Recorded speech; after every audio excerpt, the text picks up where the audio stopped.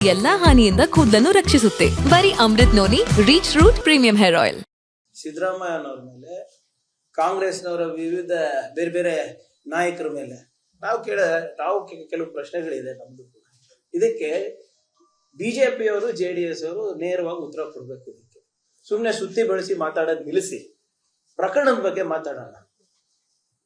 ಮೊದಲನೇದಾಗಿ ಈ ಪ್ರಕರಣ ಮಾಡಿದವ್ರು ಯಾರು? ಇಂಥ ಕೃತ್ಯಗಳನ್ನ ಮಾಡಿ ರೆಕಾರ್ಡ್ ಮಾಡಿದವ್ರು ಯಾರು? ಯಾರ ಮೊಬೈಲ್ ಫೋನ್ ನಲ್ಲಿ ಇದು ಸ್ಟೋರ್ ಆಗಿತ್ತು? ಈ ವಿಡಿಯೋಗಳು ನಿಮ್ಮ ಖಾಸಗಿ ಮೊಬೈಲ್ ನಲ್ಲಿ ಇದ್ದಾಗ ನಿಮ್ಮ ಡ್ರೈವರ್ ತನಕ ಹೇಗೋಯ್ತು? ಡ್ರೈವರ್ ಇಂದ ಬಿಜೆಪಿಯ ಅಧಿಕೃತವಾದಂತ candidate, BJP Hole Narasipura candidate Devaraje Gowda ಹತ್ರ ಹೇಗೆ ಬಂತು?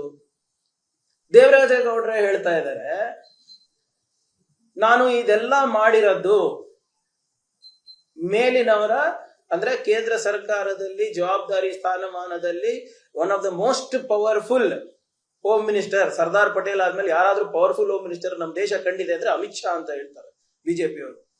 ಅವರ ಗಮನಕ್ಕೆ ತಂದು ಅವರನ್ನ ಭೇಟಿಯಾಗಿ ನಾನು ಇದೆಲ್ಲ ಮಾಡಿದ್ದೇನೆ, ನಾನು ಅವ್ರ ಕೈಗೊಂಬೆಯಾಗಿ ಕೆಲಸ ಮಾಡಿದ್ದೇನೆ ಅಂತ ದೇವರಾಜೇಗೌಡರು ಹೇಳಿರೋದಲ್ವಾ? ಅಂದ್ರೆ ಈ ಇಡೀ ಹಾಸನಕ್ಕೆ ಎಲ್ಲಿ ಪಾರ್ಕ್ನಲ್ಲೂ ಪಾರ್ಕ್ ಬೆಂಚ್ ಮೇಲೆ ನಿಮ್ಗೆ ಪೆನ್ ಡ್ರೈವ್ಗಳು ಸಿಗ್ತಾ ಇತ್ತು, ಸ್ಟೇಡಿಯಂಗಳಲ್ಲಿ ಪೆನ್ ಡ್ರೈವ್ ಸಿಗ್ತಾ ಇತ್ತು, ಸಾರ್ವಜನಿಕರ ಸ್ಥಳಗಳಲ್ಲಿ ಪೆನ್ ಡ್ರೈವ್ ಸಿಗ್ತಾ ಇತ್ತು. ಅಂದ್ರೆ ಅಮಿತ್ ಶಾ ಅವರ ನಿರ್ದೇಶನ ಮೇಲೆ ಮಾಡಿದ್ರ ಇದು ವೈರಲ್ ಆಗಕ್ಕೆ ಕಾರಣ ಕೆಲವು ಬಿಜೆಪಿ ಶಾಸಕರು, ಮಾಜಿ ಶಾಸಕರು ಇದ್ದಾರೆ ಅಂತ ಹೇಳಿದ್ದಾರೆ. ಅವರ ರೈಟ್ ಹ್ಯಾಂಡ್ ಲೆಫ್ಟ್ ಹ್ಯಾಂಡ್ ಎಲ್ಲರೂ ಬಂಧನ ಆಗಿದ್ದಾರೆ. ಅಲ್ಲೂ ಕೂಡ ಡ್ರೈವ್ಗಳು ಸಿಕ್ಕಿವೆ ಅಂತ ಹೇಳ್ತಾ ಇದ್ದಾರೆ. ಮತ್ತೆ ಬಿಜೆಪಿ ಮತ್ತೆ JDS ಅವ್ರು ಏನಾಗ್ಬಿಟ್ಟಿದೆ ಅಂದ್ರೆ ಅವರ ಇಂಟ್ರೆಸ್ಟ್ ಇದು ವೈರಲ್ ಹೆಂಗಾಯ್ತು ಅಂತ ಕೇಳ್ತಾ ಇದ್ದಾರೆ.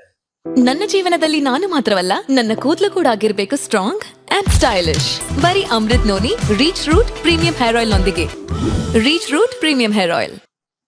ಇದು ಮಾಡಿದ ಯಾಕೆ ಅಂತ ಹೇಳ್ತಾ ಇಲ್ಲ. ಇನ್ನೂ ಕೂಡ ಅವ್ರ ಮನೆ ಮಗ ಮತ್ತೆ ಅವರ ಅಧಿಕೃತ ಅಭ್ಯರ್ಥಿ joint candidate mister Prajwal Revanna ಯಾಕೆ ಇಂಥ ಕೃತ್ಯವನ್ನ ಮಾಡಿದ್ದಾನೆ ಅಂದ್ಬಿಟ್ಟು ಇನ್ನೂ ಅವ್ರು ಹೇಳ್ತಾ ಇಲ್ಲ.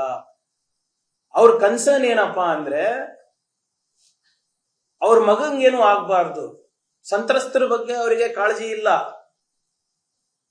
ಅವ್ರ ರೆಪ್ಯುಟೇಷನ್ ಬಗ್ಗೆ ಕಾಳಜಿ ಇದೆ. ಬರೀ ಅವ್ರ ಕುಟುಂಬದ ರೆಪ್ಯುಟೇಷನ್, ಅವ್ರ ಪಕ್ಷದ ರೆಪ್ಯುಟೇಷನ್ ಬಗ್ಗೆ ಕಾಳಜಿ ಇದೆ ಅಷ್ಟೇ ಅವರಿಗೆ. ಯಾಕೆ ಹಿಂಗ್ ಮಾಡ್ದ ಅಂತ ಇಲ್ಲಿವರೆಗೂ ಏನಾದ್ರು ಹೇಳಿದಾರ? ಇಲ್ಲಪ್ಪ, ನಮ್ಮ ಮನೆ ಮಗನಿಂದ ಅಥವಾ ನಮ್ಮ ಅಭ್ಯರ್ಥಿಯಿಂದ ಇದು ತಪ್ಪಾಗಿದೆ, ಮಾಡಬಾರ್ದಾಗಿತ್ತು, ಮಾನಸಿಕವಾಗಿ ಏನಾದ್ರು ರೋಗ ಇತ್ತು, ಅವ್ರಿಗೆ ಏನಾದ್ರು ಇದ್ರು ನಾವು ಚಿಕಿತ್ಸೆ ಕೊಡಿಸ್ತೀವಿ, ಇದಕ್ಕೆ ನಾವು ಕ್ಷಮೆ ಕೇಳ್ತೀವಿ ಸಮಾಜದಲ್ಲಿ.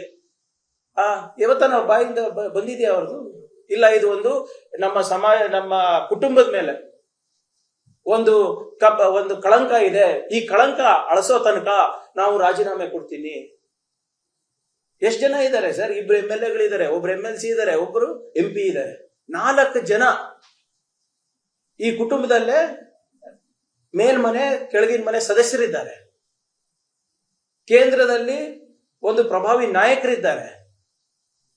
ಇಂಥ ಒಂದು ದೊಡ್ಡ ಕಳಂಕ ಈ ಕುಟುಂಬಕ್ಕೆ ಅಂಟ್ಕೊಂಡಾಗ, ಈ ಪಕ್ಷಕ್ಕೆ ಅಂಟ್ಕೊಂಡಾಗ ನಾವು ರಾಜೀನಾಮೆ ಕೊಡ್ತೀವಿ, ಈ ಕಳಂಕವನ್ನ ನಾವು ತೊಳೆಯೋ ತನಕ ನಾವು ಸಾರ್ವಜನಿಕ ಜೀವನದಿಂದ ದೂರ ಉಳಿತೀವಿ ಅಂತ ಹೇಳಿದಾರ?